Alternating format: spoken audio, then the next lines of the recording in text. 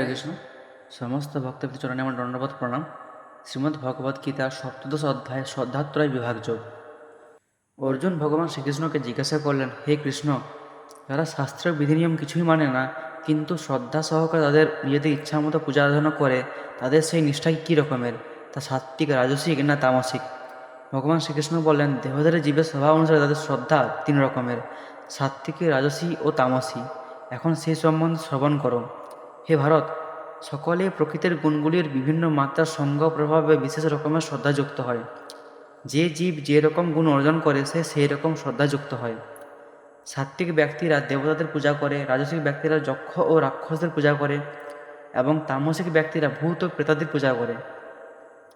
দম্ভ, অহংকার, কাম ও আসক্তিতে প্রমত্ত হয়ে যেসব বিবেক বর্জিত মানুষ তাদের দেহের ইন্দ্রিয়সমূহ ও হৃদয়ে বিরচিত পরমাত্মায় কষ্ট দিয়ে শাস্ত্র বিরুদ্ধ ঘোর তপস্যার অনুষ্ঠান করে, তারা নিশ্চিতভাবে আসুরিক বুদ্ধি বিশিষ্ট বলে জানবে। প্রকৃতির তিনটি গুণ অনুসারে মানুষের আহারও তিন রকমের হয়, তেমনি তাদের যজ্ঞ, তপস্যা, দানও ত্রিবিধ।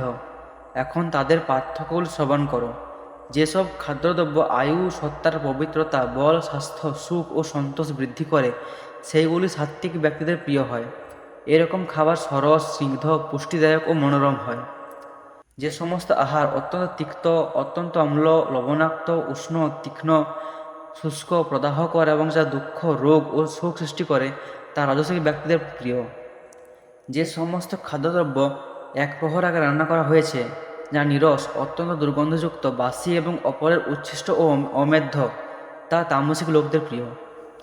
ফলাকাঙ্ক্ষা শূন্য ব্যক্তিগণের দ্বারা শাস্ত্রবিধি অনুসারে মনকে একাগ্র করে কর্তব্য বোধে যে যজ্ঞ অনুষ্ঠিত হয় তা সাত্ত্বিক যজ্ঞ। কিন্তু হে ভরতশ্রেষ্ঠ, কোনো ফল লাভের অভিসন্ধিতে দম্ভ প্রকাশের জন্য যে যজ্ঞ অনুষ্ঠিত হয় তাকে রাজসিক যজ্ঞ বলে জানবে। শাস্ত্রবিধি বর্জন করে কোনো প্রসাদান্ন বিতরণ ও দক্ষিণদান প্রভৃতি ছাড়াই বৈদিক মন্ত্র উচ্চারণ না করে শ্রদ্ধাবিহীনভাবে যে যজ্ঞ অনুষ্ঠান করা হয় তা তামসিক যজ্ঞ বলে জানবে। পরমেশ্বর ভগবান ব্রাহ্মণ, গুরুদেব ও প্রাজ্ঞ ব্যক্তিগণের পূজা এবং শৌচ, সরলতা, ব্রহ্মচর্য ও অহিংসা এগুলিকে কায়িক তপস্যা বলে জানবে। অনুদ্বেগকর, সত্য, প্রিয় অথচ হিতকর বাক্য এবং বৈদিক শাস্ত্রাদি অধ্যয়নকে বাচিক তপস্যা বলে।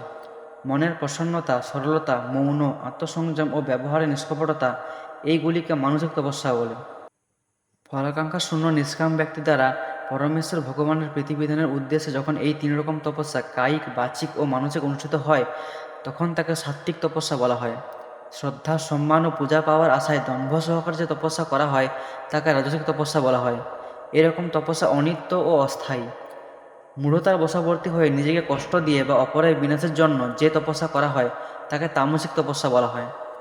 কর্তব্য বলে মনে করে প্রত্যুপকারের আশা না করে উপযুক্ত স্থানে, উপযুক্ত সময়ে, উপযুক্ত ব্যক্তিকে যে দান করা হয় তাকে সাত্ত্বিক দান বলা হয়।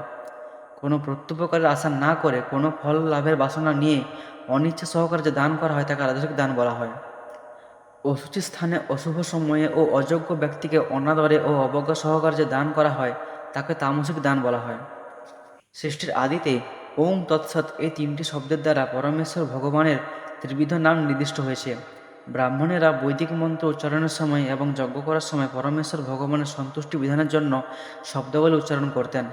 সেই জন্য পরমার্থবাদীরা পরমেশ্বর ভগবানকে লাভ করার উদ্দেশ্যে ওং শব্দ উচ্চারণ করে শাস্ত্রবিধান অনুসারে যজ্ঞ, দান, তপস্যা ও ক্রিয়া শুরু করেন।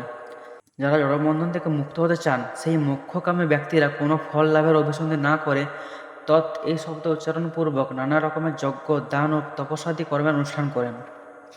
হে পার্থ, ভক্তিমূলক যজ্ঞকর্মের উদ্দেশ্য হচ্ছেন পরম সত্য ভগবান এবং তিনি সৎ শব্দের দ্বারা নির্দেশিত হন। এই রকম যজ্ঞকর্মের কর্তাকে সৎ বলা হয়। সেই রকম পরমেশ্বর ভগবানের সন্তুষ্টি বিধানের উদ্দেশ্যে সম্পাদিত সমস্ত রকম যজ্ঞ, তপস্যা, দানাদি কর্মকেও সৎ বলা হয়, কেননা সেইগুলি পরম স্তরে স্থিত।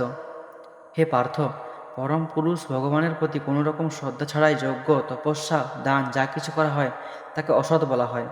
এরকম কর্ম ইহকালে বা পরকালে কখনোই কোনো উপকার করে না। ইতি শ্রীমদ্ভগবদ্গীতার শ্রদ্ধাত্রয় বিভাগযোগ নামক সপ্তদশ অধ্যায় সমাপ্ত।